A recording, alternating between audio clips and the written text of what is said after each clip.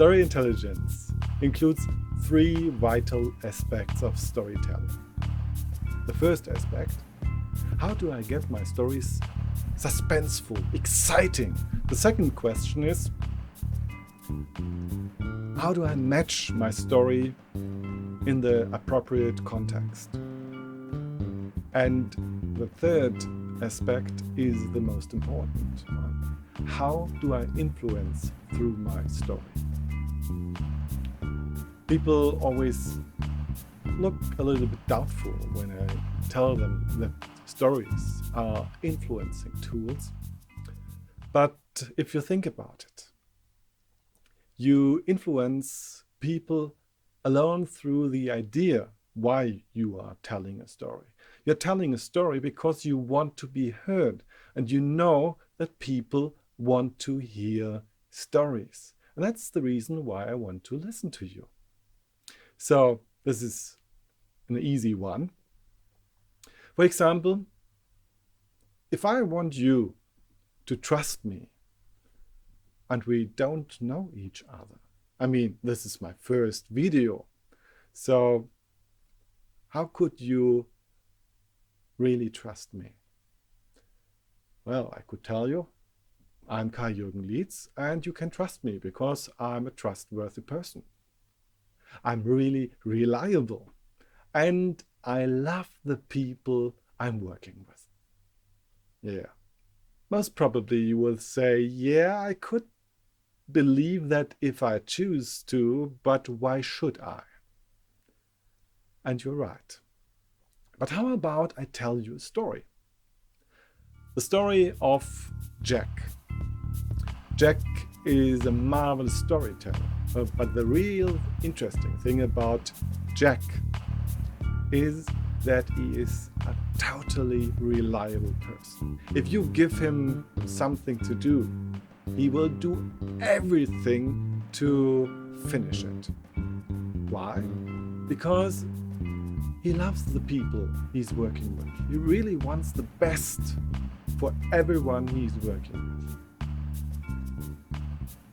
So, what did I do here? Okay, this is quite emotional, but you can do that with stories. That's totally okay.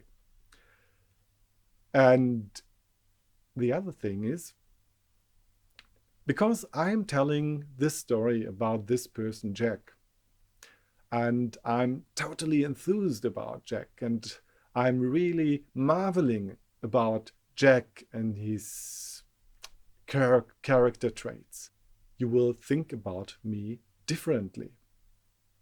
You will think, well, Kai, if he's so enthused about Jack, well, this guy must have the same traits as Jack, because otherwise he wouldn't be so enthused about him.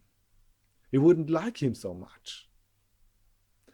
Yeah, you could think that. But at the end, it's only a story. But the story is much more believable than I would be if I just told you I'm a reliable person, you can trust me, and I want your best. So this is easy. If you think about influence, this is only really still a small fraction of it.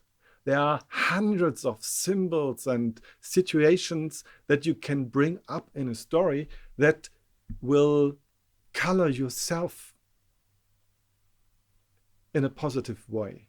And that is something not many people know how to do. So the question is for you, are those three questions: how to make your stories exciting, suspenseful, how to find the matching story for the context you're working in, and how to influence through stories? If you are interested in these three questions, you might stay tuned for the next show of this channel. But if you say, well, I don't want to tell exciting stories, I don't want to match my stories to the right context, and I don't want to influence other people, no, I don't want that. Well, what can I do? Then we won't see each other again. But if you do, we will see us in my next video. Until then, bye bye.